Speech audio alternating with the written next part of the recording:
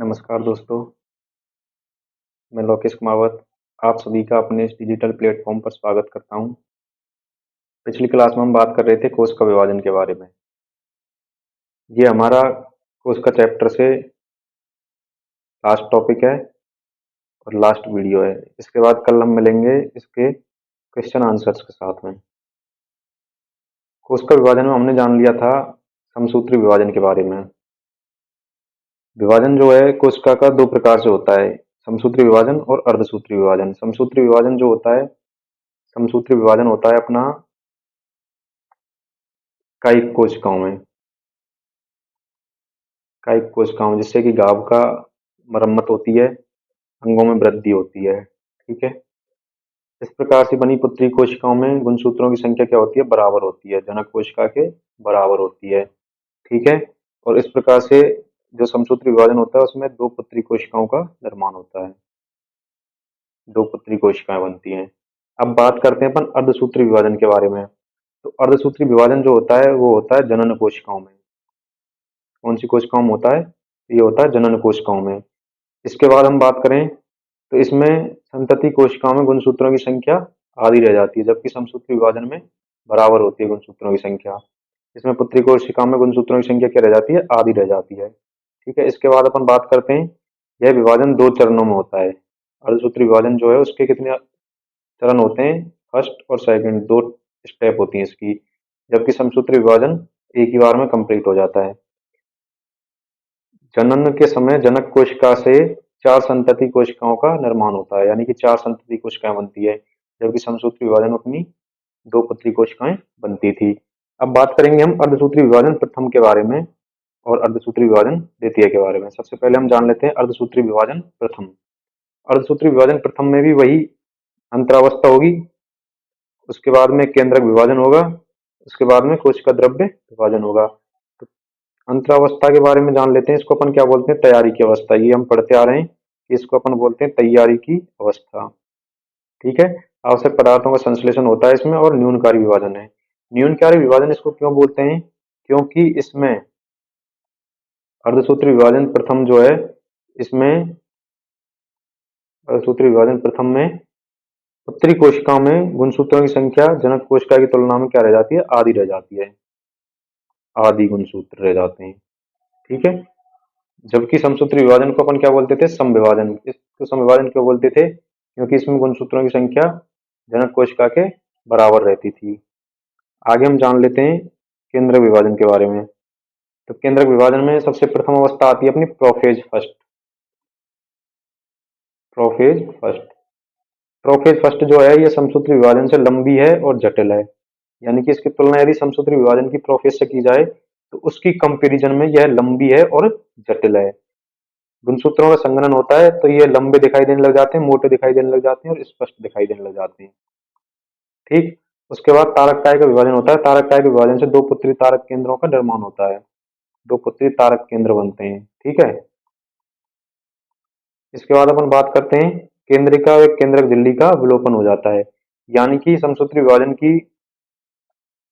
विभाजन जो था अपना, उसकी प्रोफेज अवस्था में क्या क्या स्टेप थे, केंद्रिका विलुप्त हो रही थी, केंद्रक झिल्ली विलुप्त हो रही थी और तारक काय 2 पुत्री तारक केंद्रों में विभक्त हो रहा था, यानी कि यहाँ तक तो ये सारे चरण इसमें सेम है।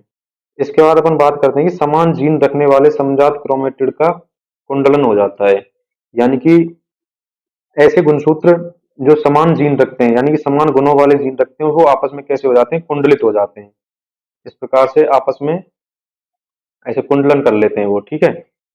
इसके बाद होता है कि क्रोमेटिड के भागों का आपस में आदान प्रदान ही जीन विनिमय कहलाता है। इस तरह से इन ये जो समान गुण वाले जो हैं जीन, इनका आपस में आदान प्रदान हो जाता है, ठीक है। इसको ही अपन क्या बोलते हैं, जीन विनिमय बोलते हैं। जीन विनिमय के कारण ही अगली पीढ़ी के लक्षणों में भिन्नता पाई जाती है, यानी कि जो गुणों में एक पीढ़ी से दूसरी पीढ़ी में गुणों में जो भिन्नता दिखती है, किसी की नाक में अंतर आ जाता है, किसी की आंखों में अंतर आ जाता है, किसी के कानों में अंतर आता है, किसी की पूरी बॉडी की स्ट्रक्चर में ही अंतर आ जाता है, तो ये अंतर अपने को देखने को मिलता है जीन विनिमय के कारण, ठीक है। जीन विनिमय के कारण ही अगली पीढ़ी के लक्षणों में भिन्नता पाई जाती है। और आगे अपन बात करते हैं मेटाफेज फर्स्ट के बारे में। Metaphase first. तो मेटाफेज फर्स्ट में वही ध्रुव और तरकु तंतुओं का निर्माण होता है, ये उसमें भी हो रहा था समसूत्र विभाजन की मेटाफेज में। गुणसूत्र मध्य पट्टिका के दोनों ओर एक एक समूह में जमा हो जाते हैं और गुणसूत्र बिंदु जो है वो ध्रुवों की ओर, जबकि भुजाएं जो है वो मध्य पट्टिका की ओर हो जाती हैं। लेकिन समसूत्र विभाजन तो था, उस समसूत्र विभाजन में क्या होता था, गुणसूत्र बिंदु जो थे, गुणसूत्र बिंदु तो पट्टिका की ओर, ठीक है, यानी कि इस तरह से थी वो। यहाँ तारक केंद्र थे, ध्रुव, ठीक है, ये तरकुरे से बन रहे थे। तो उसकी मध्यावस्था में, समसूत्र विभाजन की मध्यावस्था में होता क्या था, इस प्रकार से गुणसूत्र व्यवस्थित हो जाते थे, यानी कि ये गुणसूत्र बिंदु जो थे, कलर चेंज करके बता देता हूँ, ये गुणसूत्र बिंदु जो थे, ये तो थे अपने मध्य पट्टिका पर, ये जो मध्य पट्टिका थी ना इस पर, ठीक है, और ये भुजाएं जो थी, ये भुजाएं थी इसकी ओर, ध्रुव की ओर, भुजाएं ध्रुव की ओर थी।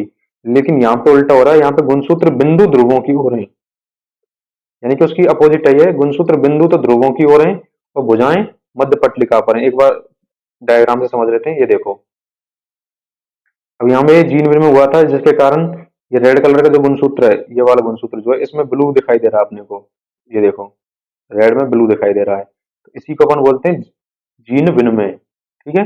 ये जो समान जो जीन थे वो अब यहाँ से अगली पीढ़ी में ट्रांसफर हो जाएंगे, ठीक। अब ये देखिए, ये ध्रुव जो है, ये तो गुणसूत्र बिंदु जो है ये ध्रुवों की ओर आ जाएंगे और ये जो भुजाएं जो है ये मध्य पट्टिका पर रहेंगी, ठीक है। अब आगे अपन बात करते हैं एनाफेज के बारे में।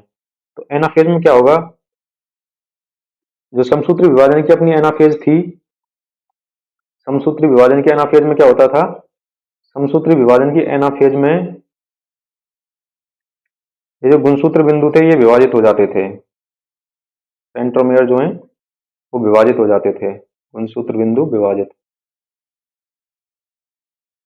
और गुणसूत्र टूट जाते थे तो आधे आधे गुणसूत्र समूह के रूप में इकट्ठे हो जाते थे। लेकिन यहाँ पे क्या होगा, यहाँ पे गुणसूत्र बिंदु का विभाजन नहीं होगा।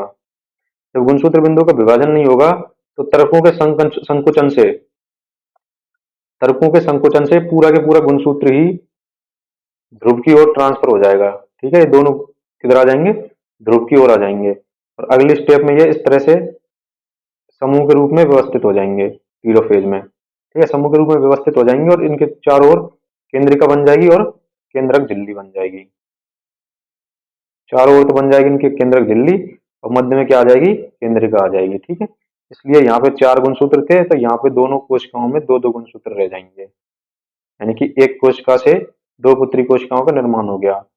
लेकिन गुणसूत्रों की संख्या क्या हो गई, आधी। गुणसूत्र कितने हो गए, आधे, गुणसूत्र आधे रह जाएंगे, ठीक है। अब अपन बात करें आगे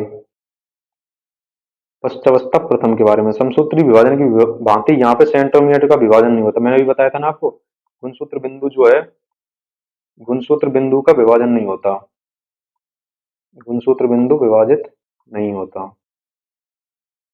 ठीक है। तरकु तंतुओं के संकुचन से पूर्ण गुणसूत्र, ये बताया था ना मैं, पूरा के पूरा गुणसूत्र ही, पूरा की पूरा गुणसूत्र ही ध्रुव की ओर ट्रांसफर हो जाएगा, ठीक है। और प्रत्येक ध्रुव पर गुणसूत्रों का एक एक समूह बन जाता है, अभी बताया था मैंने, इस तरह से देखो, ये, ठीक है, तो यहाँ पे पूरा के पूरा गुणसूत्र ही आ जाएगा, और ये ध्रुव है, ये ध्रुव की ओर ये पूरे दो दो गुणसूत्र आ जाएंगे, ठीक है। अब अंत्यावस्था प्रथम में क्या होगा, इसमें होगा कि गुणसूत्र एकुंडलित होकर क्रोमेटिन जालिका बनाते हैं, यानी कि एक जालिका के रूप में व्यवस्थित हो जाएंगे और इनके चारों ओर केंद्रक झिल्ली और केंद्रिका का निर्माण हो जाएगा, ठीक है। यहाँ तक अपना अर्धसूत्री विभाजन प्रथम कंप्लीट हो जाता है,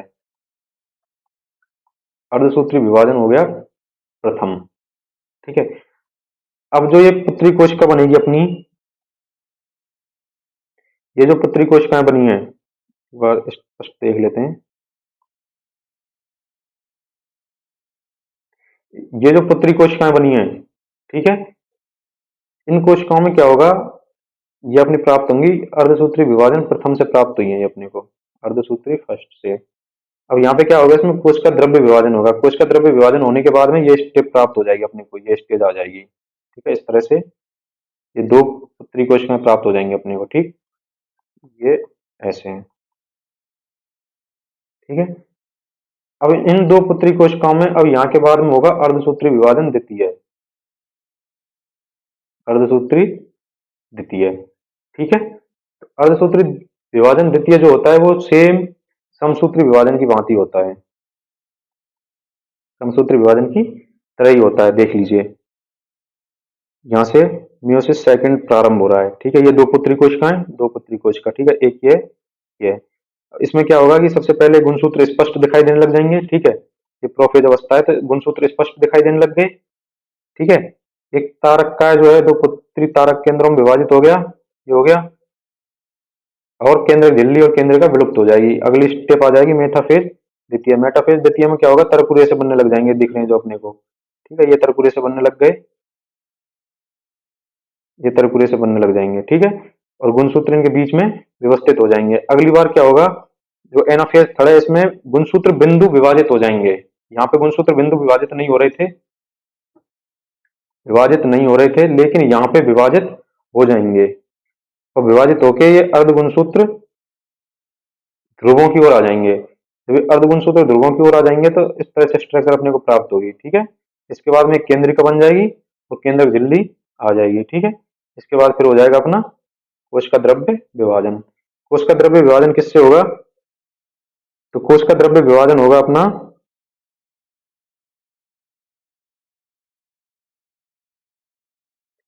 कोश का द्रव्य विभाजन किससे होगा, विदलन विधि से या फिर सेल प्लेट मेथड से।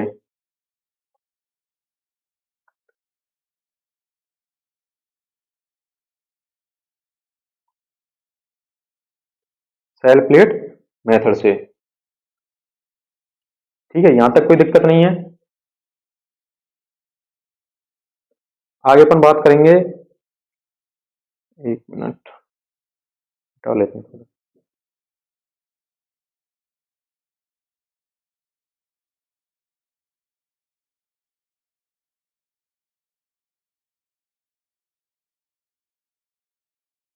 ठीक है। अब अपन इसके बारे में बात कर लेते हैं कि काम क्या आता है। तो समसूत्री विभाजन तो काम आता है अपने घाव वगैरह की मरम्मत करने में, लेकिन जो अर्धसूत्री विभाजन है उसका एक महत्व है कि ये जीन विनिमय के काम में आता है, जो कि अपने जीवन का आधार होता है। ठीक है। सारी सारी जैव जो क्रियाएं होती हैं उनका आधार क्या होता है, जीन विनिमय। ठीक है। जिसके कारण की एक पीढ़ी से दूसरी पीढ़ी के गुणों में भिन्नता होती है। आगे अपन बात करेंगे कल कोशिका के क्वेश्चन आंसर के बारे में। ठीक है। तो अच्छे से तैयार करना।